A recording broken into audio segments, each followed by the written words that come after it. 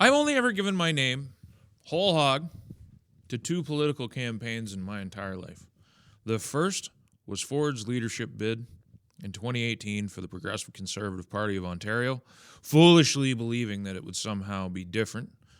The man was communicative, he was responsive, and then he ghosted everybody who helped him win that leadership, which was the warning sign that things would not be as they were promised to be. The second was Bernier, and we'll deal with him in a minute because he's going to actually introduce one of the subjects I want to cover today at length. This could be a long video, and I'm going to let him introduce it. But first, Doug Ford promised in 2018 that he would repeal the sex ed curriculum in Ontario and repair it. It was written by a convicted pedophile named Ben Levin. That sex ed curriculum still governs Ontario to this day, and the situation has clearly gotten worse. Like I just highlighted, litter boxes in the schools, embracing kids not only to teach them that they can change sexes and genders as easily as clothes, but change species while they're at it. This is destroying what's left of the Canadian culture and society. It's targeting us. It's not targeting new Canadians because they don't put up with it. Their family values are much stronger. They're not as cucked out. They're here to take advantage of Canada as she's in decline. They're not here to have their families destroyed. The headline is, "Sometimes the truth hurts." Like the truth about you, Doug. Ford defends campaign manager who criticized Poilievre. Doug Ford has not endorsed Pierre Poilievre for the Prime Minister's job. He hasn't endorsed the Conservative Party. He hasn't campaigned for them. Many were the Conservative, aligned at the federal level, who helped him become leader of the PC Party, who helped him win his first election before he backstabbed and betrayed everybody. But now he's nowhere in sight. But he is willing to glad hand with Mark Carney to publish pictures of him and Carney handshaking and smiling and carrying on, while publicly, in the middle of a campaign, backing criticisms of Poilievre and the CPC. Everybody wants the Conservative Party of Canada to be defeated. Everybody. Now, why is that? Why is there such a concerted effort to give this nation to Mark Carney, who I've described as a Grim Reaper? I latched onto that name, not realizing how accurate a moniker it would actually turn out to be. As I work my way through his book, I understand that he holds central banking in the place that others hold Jesus Christ and Yahweh. This is a man whose faith is in Karl Marx and central banks. He glosses over, like he actually says that the gold reserve was it was completely discredited, and that central banks were necessary, that the Federal Reserve was a huge step forward for humanity, and since then, there's been nothing but stability in the markets except for a few hiccups. He never mentions the crash of 29 at all. He doesn't mention the Great Depression that was brought on by central bank policies, among other things. It's incredible.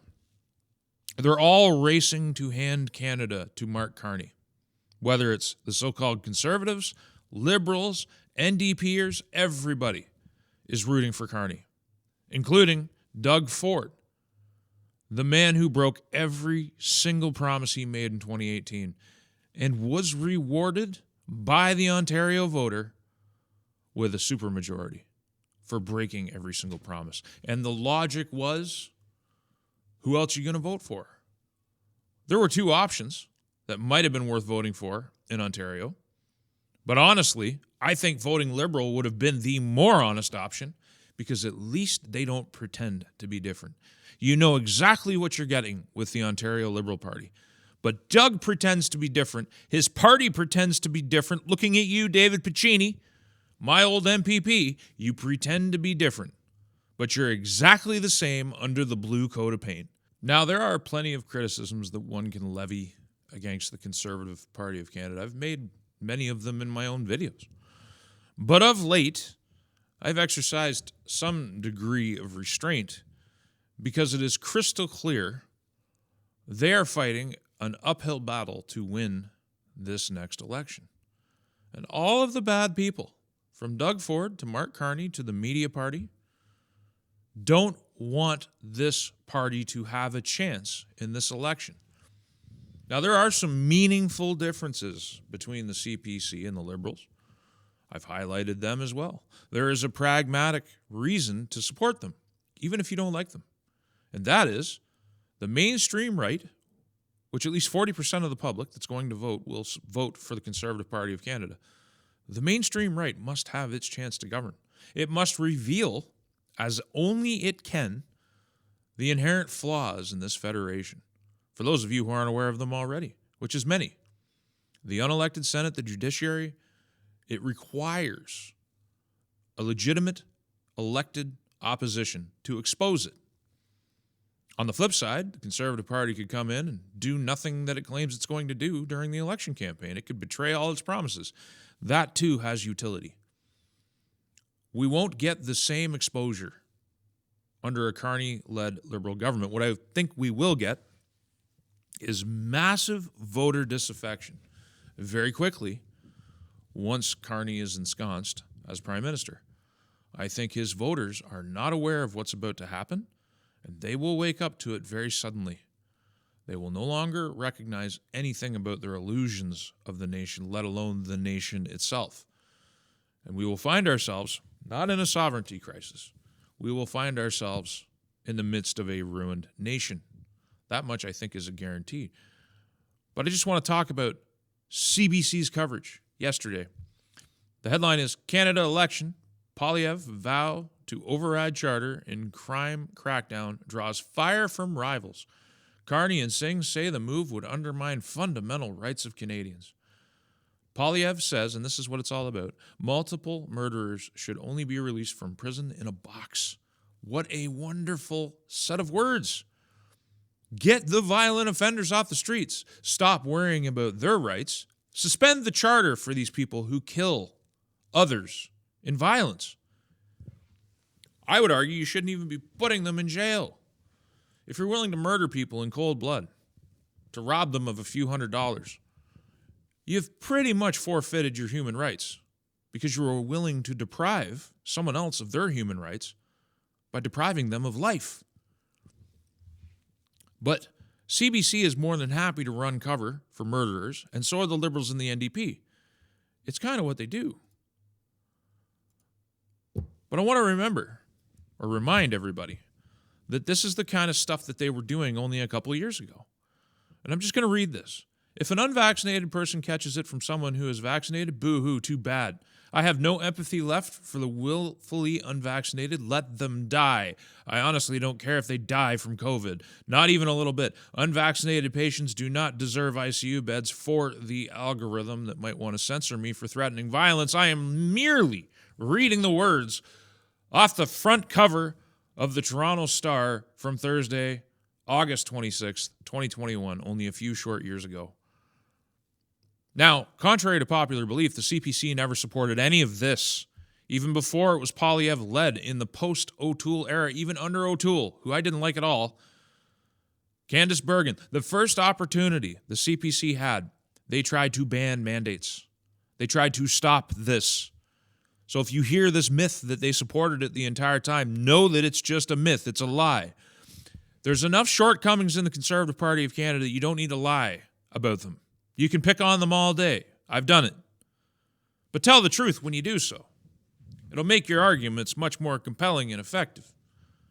But they not only stomped all over the charter for Canadians in the name of promoting a medical experiment, they not only inhibited your ability to travel freely, suspending your charter rights there, they kept your elders locked away in homes and prevented you from seeing them, so they died alone in the dark in the name of protecting their lives. When people gathered together on Parliament Hill to protest this fundamental violation of your human rights, they seized their bank accounts without cause, something that is still ongoing today. This is a normalized power of the state. There's no act of legislation that grants them the ability to arbitrarily seize your bank accounts when you run afoul of their politics, but it's still happening. They took away their bank accounts. They stomped on their charter rights. They dragged them through the courts. They cost everybody millions of dollars. The only thing they didn't do was have a conversation with them, which is something Poilievre did, something Leslyn Lewis did. They went to Parliament Hill and they had those conversations. There's a lot of people who want to deny either that happened or take away the fact that it did happen. But it did. It genuinely did. So they're willing to defend the charter rights of multiple murderers. They're willing to defend the charter rights of sexual abusers, serial sexual abusers. I've showed you on my channel just a recent pair of instances where people have abused children and been released, and they abuse them again. And now they're back on the street for a third time because of their rights, their charter rights. And all the public gets is a brief warning. This person is coming to your neighborhood. Once they're there, though, they're protected by the state. Their location is protected. You get one warning, and then your children are just up for grabs. The NDP, the Liberals, they have no issue with this. In fact, they're concerned that Poilievre would actually want to do something lasting and permanent about it. That's a reason to vote for the Conservative Party of Canada, right there. And before we move on to the big subject for today's video, which is the problems in the trucking industry, Dr. Leslyn Lewis, the Liberal plan to revoke charitable status of religious organizations is an assault on the people of faith across Canada. 40% of 85,600 charities in Canada are religious organizations. These are organizations that feed the hungry, support the elderly, and rally around people. And the article from the Niagara Independent is Canada's sleeper election issue, the loss of charitable status for religious organizations. You have to understand that the part that's not being said here is that this is mainly to do with Christians. In Sharia-compliant schools, or whatever you want to call them, they're not being taught gender madness. It's not happening. And they're allowed to not be taught those things. There's only one religion in this country that is under constant, perennial assault by the Liberals, and that is any that have to do with Christianity. And this assault is going to become very acute under Mark Carney. As I noted, there's only one passing reference. I actually found a second one, but it's in a different context. 2 passing references to Jesus in his book, but 33 references to Karl Marx, who Mark Carney clearly deifies. Also, a little unrelated, he hates Bitcoin and cryptocurrency, but he loves China-style central bank digital currencies. And we'll get into that. But it's not just the central bank digital currencies that Mark supports and backs. It's the fact that he believes what he calls independent central banks are better positioned to handle and distribute digital identification. So it's not just the power of printing money that he's in love with taking out of the hands of the people with his ideas of an independent central bank, but it's also the issuance of identification, the impending social credit system, the interactions with their central bank digital currency. All the worst things in the world. Now, by the way, this is another difference with the Conservative Party of Canada. They're on the record. No mandatory digital ID. That's a good thing. There's a lot of good things.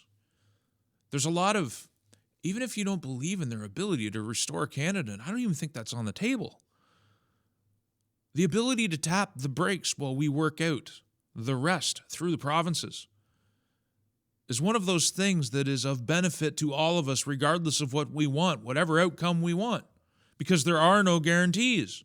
There are those who say, and I read this just yesterday, that you have to vote Mark Carney because it will hasten the end of the country. There are no guarantees of that. There's no guarantees the provincial governments will reclaim their autonomy or their sovereignty. They may try, but will they succeed? Will they fail? I don't know. Because concurrent with this is the new global alignment, which is anti-U.S. since Trump came into office. The headline is EU issues U.S.-bound staff with burner phones to avoid espionage. The EU, as well as Canada, are treating the United States more adversarially over tariffs alone than the United States is treating them. The United States has an incredible case about the security threat that Canada represents as a toehold in North America for the Chinese Communist Party. And it's not just that. We've covered that on this channel. It's massive scale crime, the money laundering, the whole bit. But they have not reacted with hysteria the way Canada and the EU has. These are 1,000 different cuts targeting the United States as the United States tries to grapple with their principal geopolitical rival, China, who is not backing down. Both nations are set to suffer as they fight over who is going to be dominant. The best outcome is a multipolar world with two centers of gravity. But the empire of the United States, separate from the republic, as I always think it is, the empire that's symbolized in the U.S. dollar being the global reserve currency, is in the wane and fighting to hold on to a peace, whereas the yuan, the digital dollar, the totalitarianization of everything is in the ascendant. And here in Canada, that ascendant is symbolized in the personage of Mark Carney, the unelected, because it wasn't a fair election, dictator of this country and dictator of the Liberal Party, who is now seeking a mandate from the people to justify the sweeping changes which will be the end of Canada forever. And it's not just about Canada, the federation, Canada, the cohesive whole, the culture that is still there underneath everything that they've tried to do. There's still a surviving core of that culture in the millions of Canadians who remember it. But it might be the end of that culture in the provinces if they're unsuccessful in claiming their sovereignty. There are no guarantees, and acting like a vote for Carney is a vote for guaranteed independence is a fool's errand. They clearly want him to win. Anyway, the thing I want to get out of the way, because I've been meaning to talk about this at length for a while, is the crisis in trucking. Now, we're going to let Bernier introduce this subject. Also, when you have mass immigration, and actually I'm thinking about, the truckers coming from India. We had a lot of accidents across the country because, they are not having, when they are in their trucks, they're doing a lot of things and they're not concentrated to what they must do to have a secure way to transport goods, but it is not happening. You can remember what happened in our country just wait a little bit. What happened in our country in Saskatchewan when you had, a team.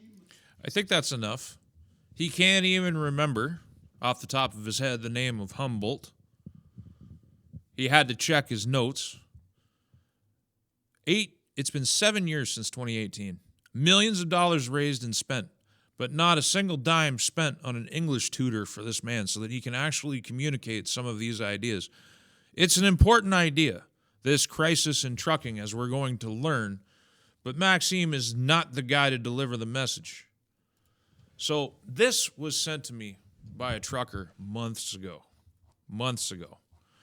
And I've been wanting to go over it in some detail, practically just reading the whole thing verbatim, because if you look at this, brilliantly read article, it might have some language in it that you don't like, but we're going to go through it anyway. There's only 104 hearts, 30 comments, and 29 shares.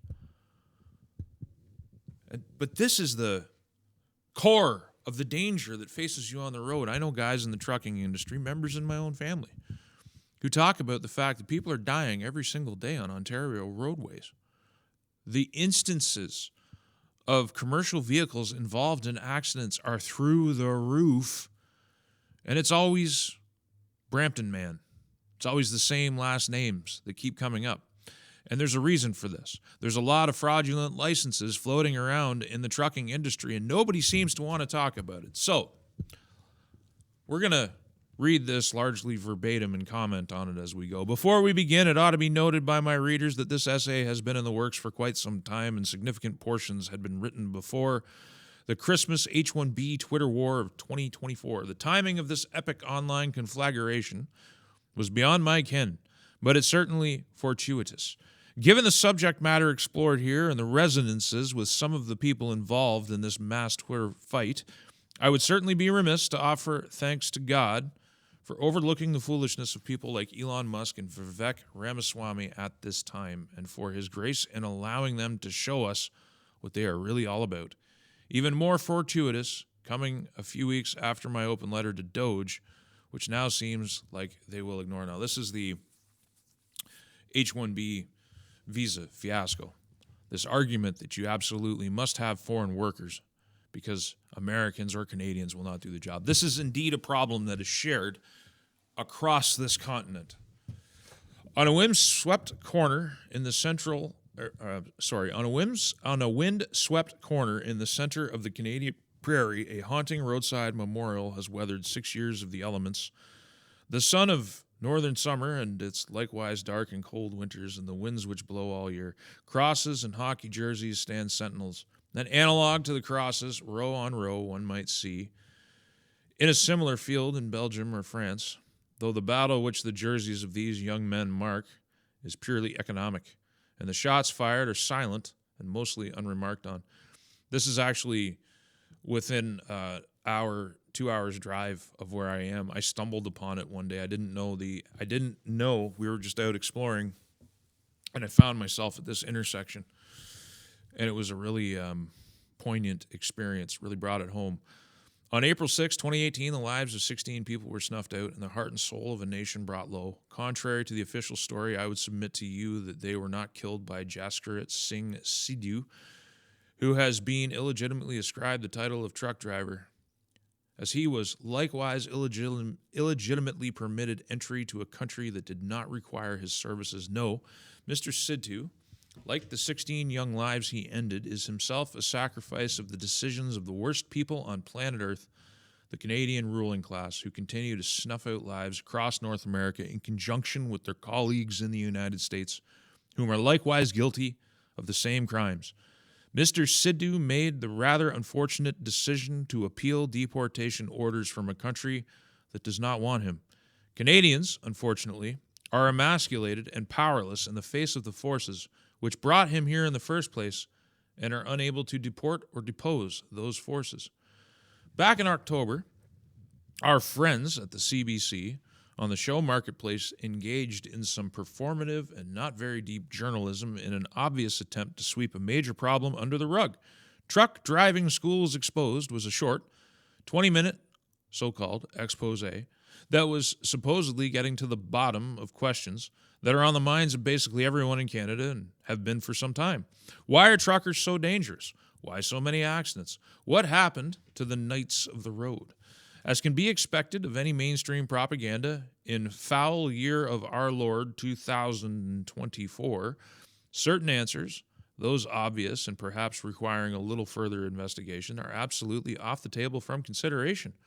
Whether for reasons of compliance with strictures of wokedom, or protecting the economic interests of the ruling class, or even the propagation of more questions about why every level of our government has been totally enshittified and is impervious to reform, the CBC are just not going to get to the bottom of this, even though the numerous questions they don't bother to ask in their own presentation are impossible to ignore.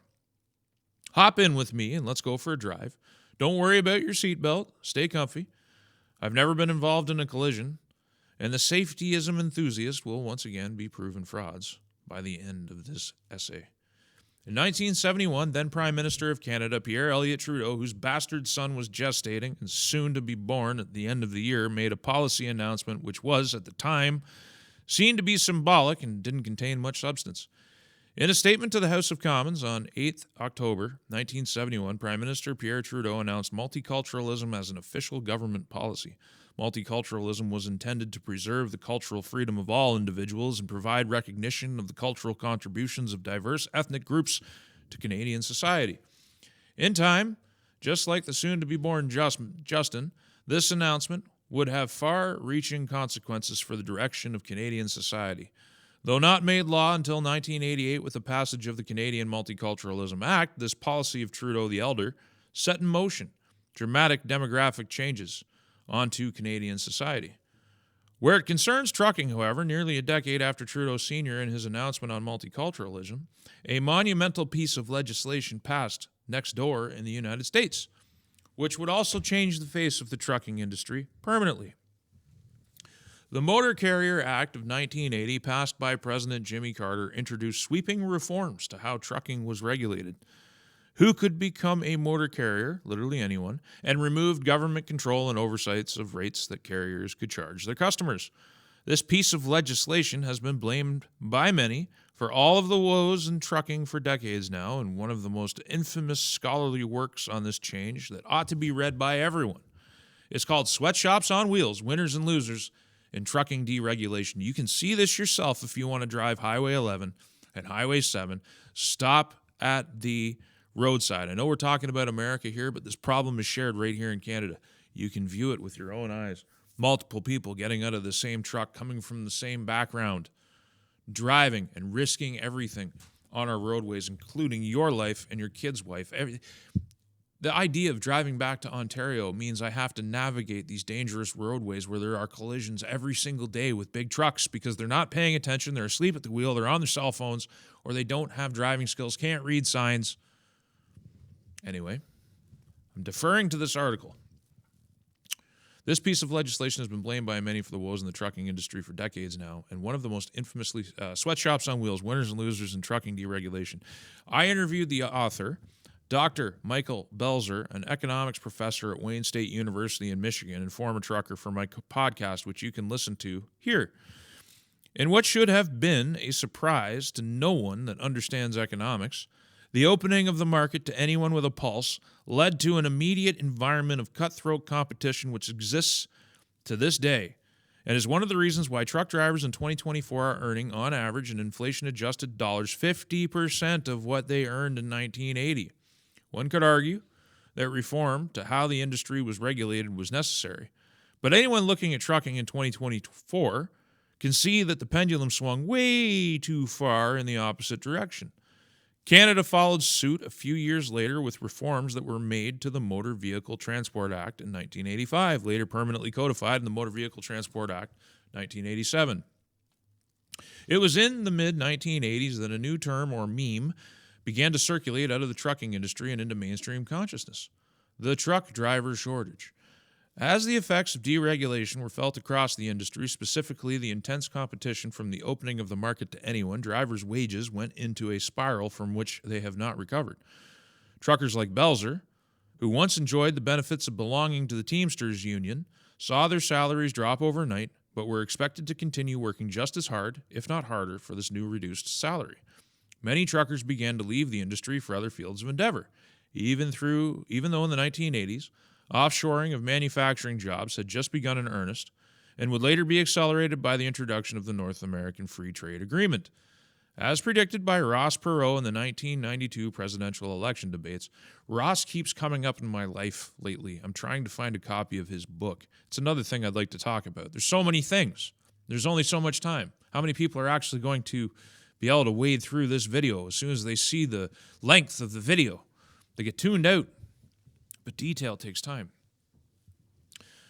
As predicted by Ross Perot in the 1992 presidential election debates, the giant sucking sound took millions of jobs down to Mexico, though, in fairness, the suck of many turbos was heard from the increased freight traffic going north and south across America's northern and southern borders, and the full extent of effects on wages across blue-collar portion of the economy had yet to be felt.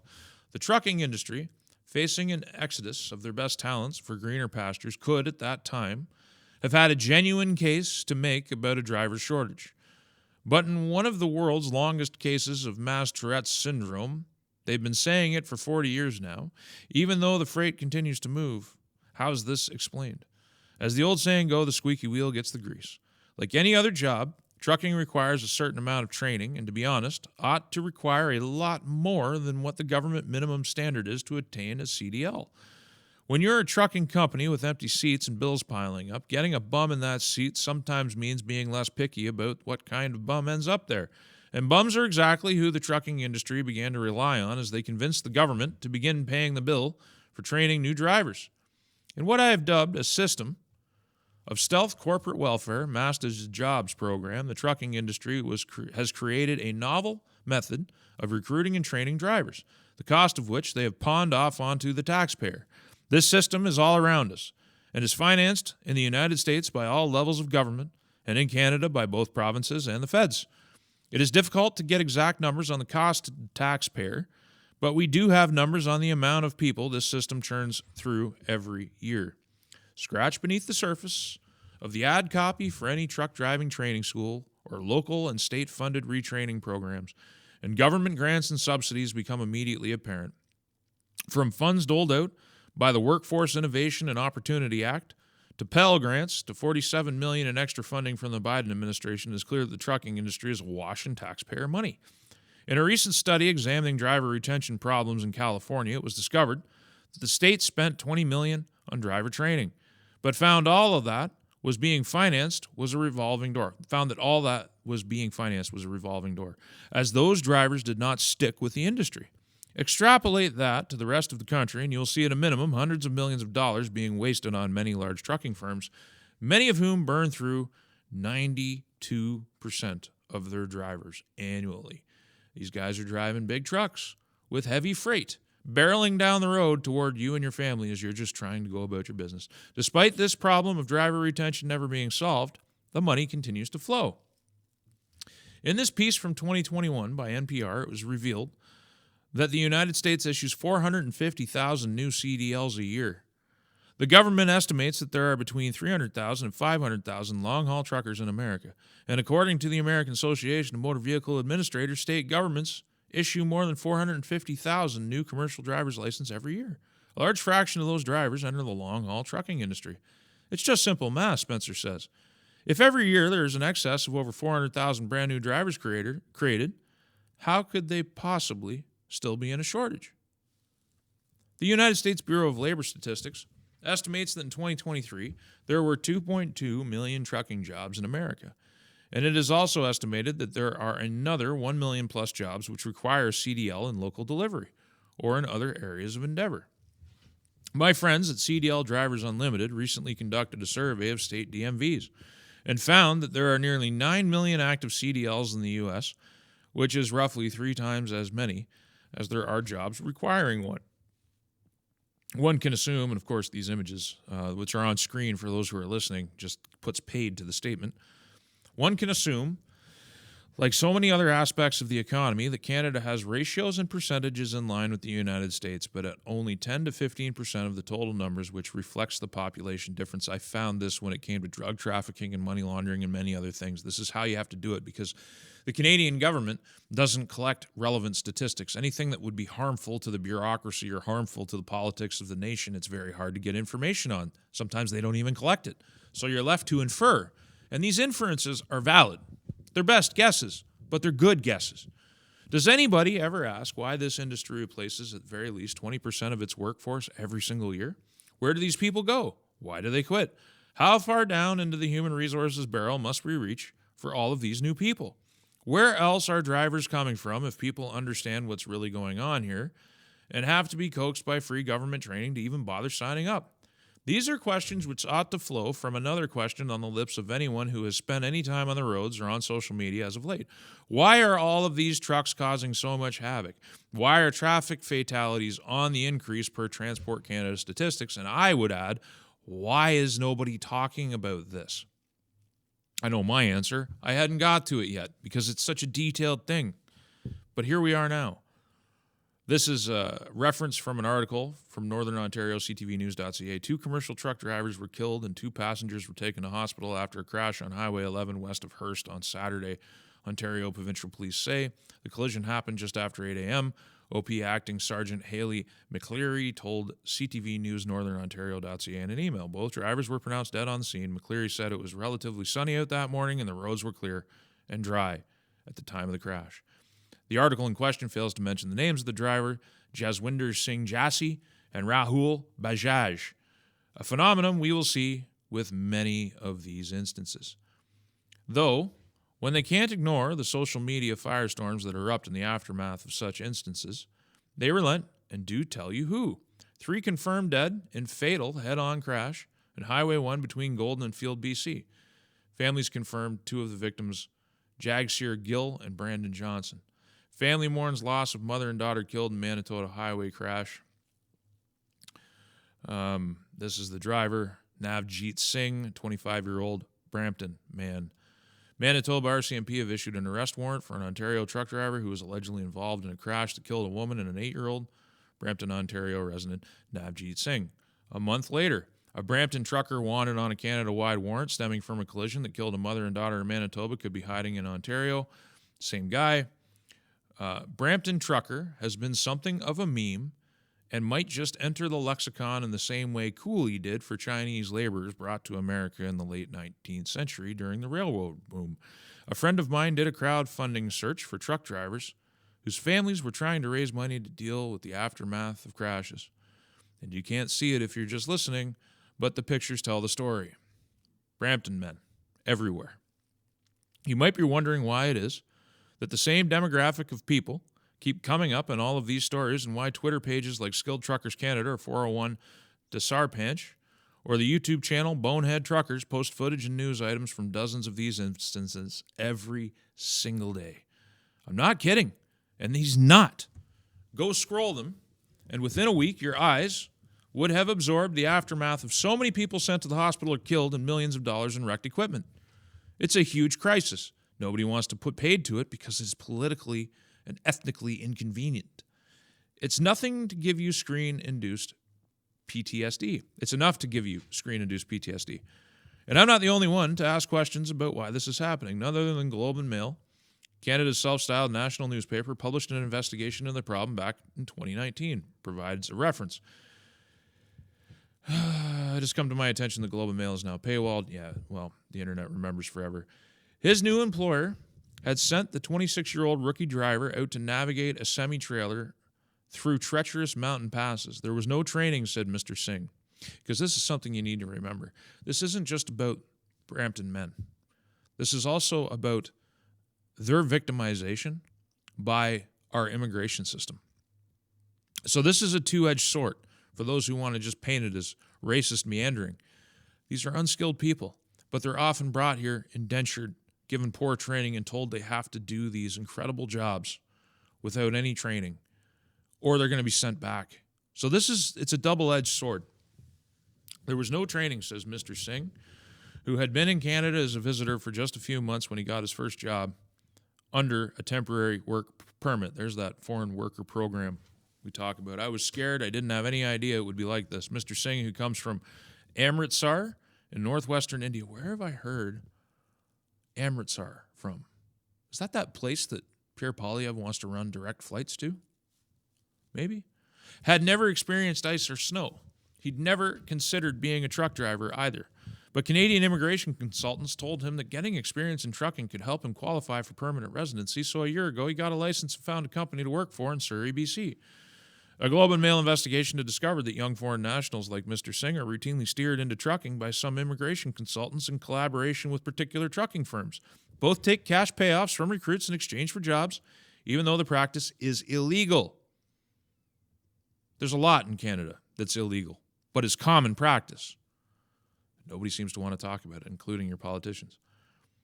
That has spawned an entrenched, lucrative, and dangerous immigration scheme centered in Surrey that is exploiting newcomers and putting lives at risk across the country. In audio recordings obtained by the Globe, consultants told one international student a trucking job costs $35,000 to $55,000, an astonishing sum for aspiring immigrants who often borrow the money to pay the fee. The novice drivers are often unable to decipher Canadian road signs or handle their trucks properly being sent on the roads. This is in bold. And then below, it's in bold again. Unable to decipher road signs. That's the quote. And we're going back here. The next article is on it's April 6, 2018. So, and Humboldt happened a long time ago. So this is a known issue. It continues, like so much else in this nation, like money laundering, like drug trafficking, like the triads, like everything else I talk about on this channel. These are old issues, known for a long time. On April 6, 2018, 16 people were killed and 13 were injured when a northbound coach bus was struck by a westbound semi-trailer truck that blew through a stop sign near Armley, Saskatchewan. The driver of the truck had failed to yield at a flashing stop sign, a reminder of the whole unable to decipher road sign bit from just above. While driving at a speed of approximately 100 kilometers an hour, most of the deceased and injured were players from the Humboldt Broncos, a junior ice hockey team from Humboldt, Saskatchewan. Sarah Unger, the daughter of Alex Unger, were heading home from the grocery store Friday evening when the driver of a semi-trailer crashed into their SUV at the intersection of Highways 201 and 306. RCMP say the driver of the semi, a 25-year-old Brampton man, was eastbound on Highway 201 and had a stop sign but went right through it. Maybe he couldn't read it. One would think the ability to communicate in one of Canada's official languages would be a requirement of obtaining a Class 1 or Class A truck driver's license, or at the very least, an industry standard, if for nothing else, to make sure everyone is on the same page for safety. You would be wrong. Roughly 1/4 of Canadian truck drivers and fleet managers have a non-official language as their mother tongue as defined by StatsCan. Of these, 78% of the truck drivers and 74% of the fleet managers report using a non-official language regularly at work as defined by StatsCan in addition to one or both official languages. With a current driving workforce of approximately 291,700 based on current StatsCan labor force data, this means we have more than 56,800 employees using a language other than English or French in our workplaces. Punjabi is by far the most common non-official language used in trucking and logistics, accounting for 60% of non-official languages used at work by drivers and 33% of fleet managers. It appears that ICBC, British Columbia's DMV, will get you a translator to help you pass your licensing exams. So funneling you through the licensing exam so that you can then get behind the wheel of trucks loaded with tens of tons of goods, flying down the road at 100 kilometers an hour. The important thing is to get you through your driver's test. Doesn't matter if you actually have capacity to drive properly on the roadway, let alone read signs. If you have an upcoming appointment at a driver's licensing office and English isn't your first language, we have interpreter services available at select locations. We can connect you with an interpreter on the phone to help you speak with our customer service reps. Interpreter services are not available for road tests. One wonders the bureaucratic magic that affords full comprehension of English in the step between doing the paper tests in your own tongue and then getting in the cab. One would wonder. Think about all the language laws and rules in this country.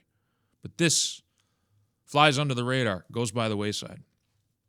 Getting back to the Globe and Mail article, it appears language comprehension requirements are not the primary concern of the Indians who are blatantly abusing Canada's temporary foreign worker program in order to fill seats. The Globe investigation has revealed that immigration authorities let trucking companies hire newcomers through the temporary foreign worker program even when the carriers have a proven history of multiple injury accidents, serious safety violations, and exploitative labor practices. The Globe also found marginal operators were granted permits to hire many more foreign drivers than they had trucks, raising questions about whether they actually needed the labor. Several people in the industry say small companies can profit more from cash paid by recruits than they do from hauling loads. Many of those businesses operate out of private homes, sometimes under more than one name. Often they have just one truck, according to government records. This is just the type of employer that Jaskrit Singh Sidhu, who came to Canada as a student, was working for when he drove his truck through a rural stop sign last year, killing 16 hockey players from Humboldt. Mr. Sidhu's employer had just 2 trucks, and the company had committed multiple safety infractions before it put him on the road, with what Mr. Sidhu's lawyer called a complete absence of prior driving skill. It should be noted that Mr. Sidhu had a grand total of 4 weeks of experience driving truck before he drove through the heart of the town of Humboldt while pulling a set of Super B trains. What's a Super B train? Here's a set I used to drive in Alberta while delivering fuel to remote oil sands and pipeline construction projects in northern BC. It's in Canada, Super B train combination. There's a picture there. I'm not going to describe it. I think he'll probably go on to describe it for you. In Canada, the Super B train combination is notable for the 2 trailers in the arrangement connecting together on a frame-mounted fifth wheel that extends beyond the rear of the first trailer with no dolly converter. The whole combination can be up to 82 feet long and weigh up to 140,000 pounds, which is much heavier than the U.S. standard for a semi-trailer combo at 80,000 pounds.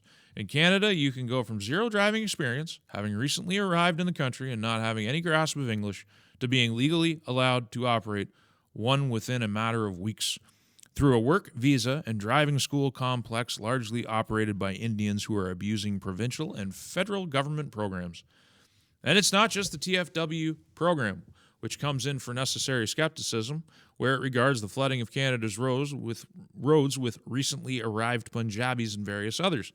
Yet another component program of the sprawling spaghetti monster that is Immigration, Refugees, and Citizenship Canada is something called a Labour Market Impact Assessment, a document that is supposed to be issued by another gobbledygook named group of bureaucrats called Employment and Social Development Canada, whose main business seems to be making Canadians unemployed at the expense of foreigners while disassembling the existing social fabric. Orwell would be proud. In the constellation of NGOs and nonprofits we all know and love from other crimes against the sovereign nation state, one that sticks out in the debasement of Canada's trucking industry is Trucking HR Canada. Notable, firstly, because they are repeating the lies of a shortage of truck drivers, and secondly, the board of directors of Trucking HR Canada is a who's who of Canadian megafleets whose profit margins depend on depressing the wages of Canadian truckers. Quite a mess we have here, isn't it? From the smallest mom-and-pop Punjabi trucking company right up to the biggest private equity-controlled trucking corporations in the country, almost everyone is feeding at the trough of a highly abused government program that puts third-world peasants behind the wheels of big rigs with no one pointing out how utterly easy it is to get a license to drive one, and all for the express purpose of keeping truckers' wages frozen in time for 4 decades. I wish we could just laugh this off as greed, but I can't laugh off the memories of Sarah and Alexa Unger or the entire Humboldt Broncos hockey team or God knows how many Indian men and their families brought here in arrangements that amount to indentured servitude, only to end up immolated in incidents such as that head-on collision along a road they had no business being on. Also, some suit on Bay Street can say, "Line go up." And what's being done about this? Not a whole lot, it turns out. Certainly nothing of note that the CBC Marketplace spot I alluded to above bothered to ask about, other than one Ontario MPP they interviewed who clearly doesn't understand the depth of the problem. Politicians are not the sharpest people most of the times. Oftentimes that people express surprise when a politician's asked a question about something like an SDG or United Nations agreements and they actually say they don't know. They probably don't know. They're not there to be leaders. They're there to be politicians. There's a difference. Sometimes you get politicians who are leaders, but that's a subject for another day. The Insurance Bureau of Canada certainly knows, and in a report released in April of 2024, without directly attributing the problem to the high number of Punjabis on Canadian roads, place a great deal of blame on new and inexperienced drivers and the lack of training they get, which is the one area that the Globe and Mail and the CBC did get right. There's an advocacy group in Western Canada that a friend of mine is part of called Trucking is a Trade, who are requesting that trucking receive trade certification and all of the extra hours of training that such a certification would require.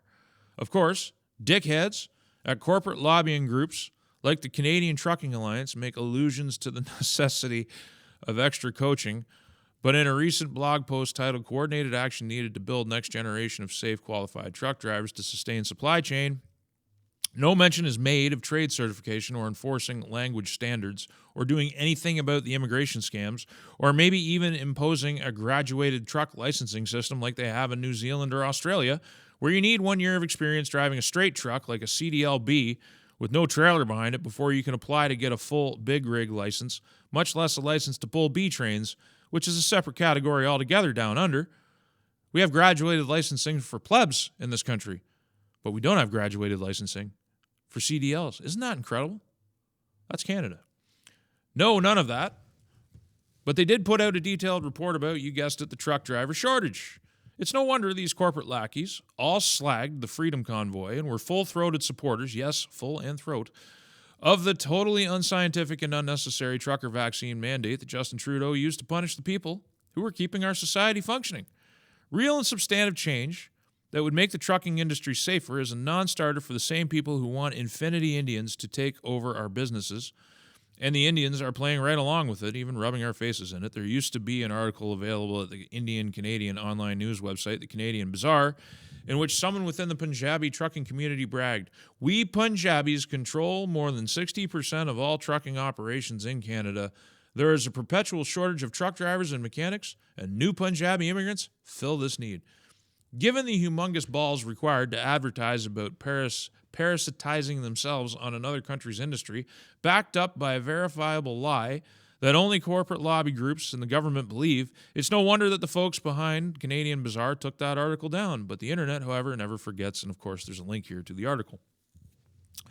It is probably worth reminding readers that one of the findings of that 2019 Globe and Mail investigation into Punjabi immigration scamming in the trucking industry is that what some of these guys are doing is effectively enslaving their own people in a form of indentured servitude, hanging the visas over the heads of these guys who clearly didn't move to Canada to become truck drivers. We hear plenty of talk in the zeitgeist about human trafficking, but you almost never hear about the traffic in humans being part of the traffic on the roads. It's not just the roads, it's in the construction industry too. It's everywhere. We're not just being victimized as old stock Canadians. These people are being victimized as well. And what has the government done about this since 2019? Not a damn thing, though. The widespread abuse of the TFW program, LMIA documents, and student visas issued for dodgy schools has become enough of a problem that Trudeau has finally announced changes to these parts of the immigration system.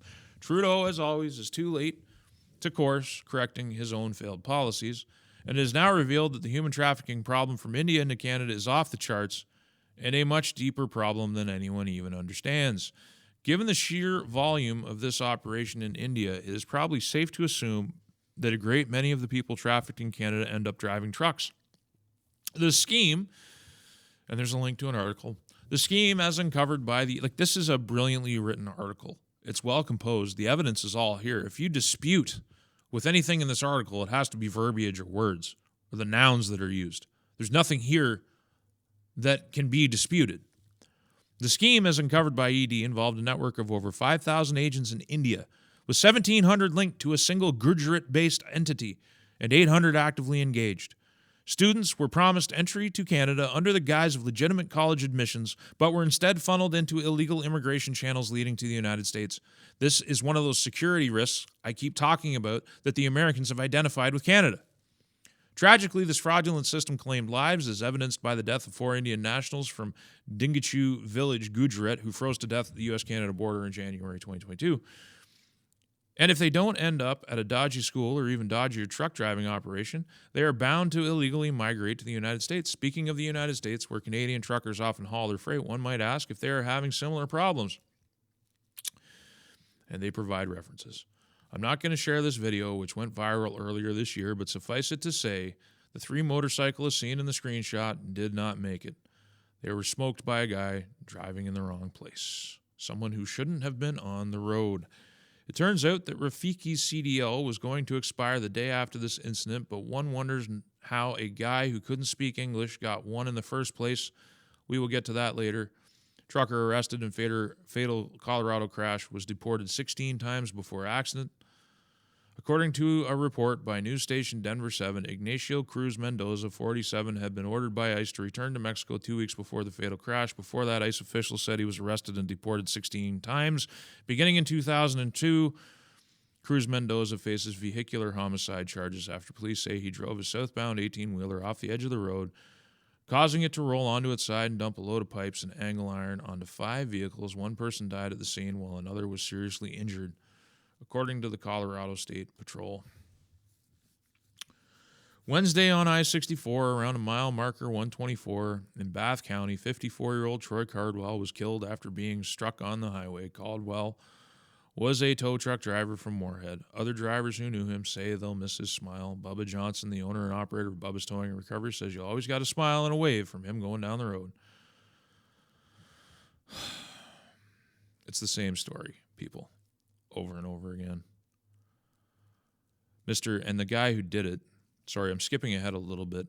According to the citation, Yuldashev was allegedly watching YouTube on his ELD tablet with the tablet mounted on the center of the dash visible to the driver. Last anyone heard, he's disappeared and has likely returned home, possibly to Uzbekistan, given his name, and will never face justice. Police say a Ford F-250 pickup and Chevrolet HHR had pulled on the shoulder of, and a 60-year-old man was helping change a tire, and he was struck by a truck that veered off the road. I mean, it's examples.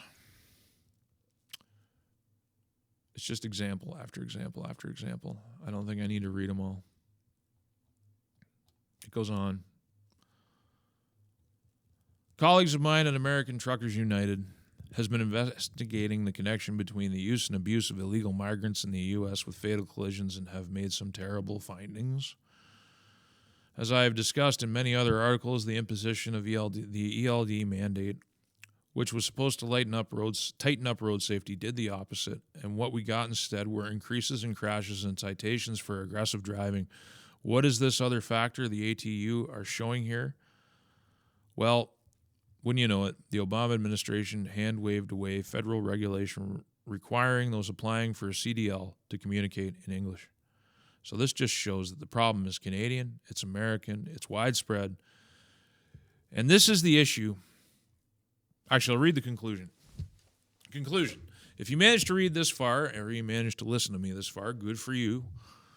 Surely you get the point now. It is beyond obvious that after 40 years of the trucking industry scrambling to keep decent drivers around and failing to do so because they would rather pay them insulting salaries than offer them that often amount to minimum wage, treat them like criminals with surveillance technology that undermines their skill, professionalism, and trust, the industry is now reaching below the bottom of the human resources barrel into the muck beneath for recruits. A very recent kerfuffle on Twitter where Elon Musk and a cast of tech bros were part of a coalition that returned President Trump to office shows us that they are all big fans of H-1B visas, which are claimed necessary to the recruitment of elite human capital. In an avalanche of pushback on Musk's own platform, it has been revealed that this visa program is used not to attract the best and brightest, but to undermine American workers and their wages in nearly every field of endeavor, including trucking. The Canadian government is likewise going to have to make up its mind. On the one hand, they appear to fully support the debunked driver shortage myth, and on the other, are disqualifying truck driver as an occupation for considering and applying to immigrate. The discussion around truck driver training is also going to have to graduate past useless gimmickry to something far more serious like graduated licensing, which Ontario imposed on on car drivers in '95, but not on truckers. Isn't that insane? Ask yourselves, is this marginal increase of pennies per order the next time you log on Amazon worth another Humboldt tragedy? Are the suits who have orchestrated the near-complete financialization of the economy going to compensate the next family who gets wiped out by an illegal Guatemalan immigrant? Do you want to share the road with a lifelong welfare case who the government paid to go to some crappy truck driving school in an effort to juice job numbers? Do you want to take your kids? Do you want you and your kids to arrive safely at your destination on the next family trip you take? Or will they be remembered by more crosses on the side of the road? It's just tragic. This was written by Autonomous Truckers, December 28th, 2024. And if you guys are still watching this, I got your email. I just didn't know how to include this. I didn't know how to summarize it because there's so much here. It's hard to do these things quickly. It takes time. And when you take time, everybody tunes out. This is a constant problem in Canada. It's a pressing problem today. And it is the problem that Maxime Bernier attempted to highlight. So good for him, I guess, for doing that. But he couldn't even remember the name of the town. He couldn't remember Humboldt. So we don't really have a champion that can actually communicate the scale of this problem to the Canadian public. Because there is nobody in mainstream politics in Canada that's willing to talk about it. And to those of you who have made it this far, I thank you so much. You make this channel worth the effort that it is worth. You give it value and you give it meaning, and I hope every single day that I am not wasting your time. That's probably my biggest motivator and the first and foremost thought in my head, am I wasting the audience's time today? And though I've taken a chunk of it, I don't think I have. Thank you very much. And if you like the work, please consider financially supporting it via the website, because that'll help sustain it. I'm Frank Vaughn. I'll see you in the next one. Did you know that I have a website? frankvaughn.ca, the ultimate repository for all of my work, and a backup location just in case the censors come for me again. And if you like the content, please consider using the donate link in one of the options available. There are no paywalls, there is no advertising, and there is no Patreon, and I intend to keep it that way. Thank you for your time and your consideration.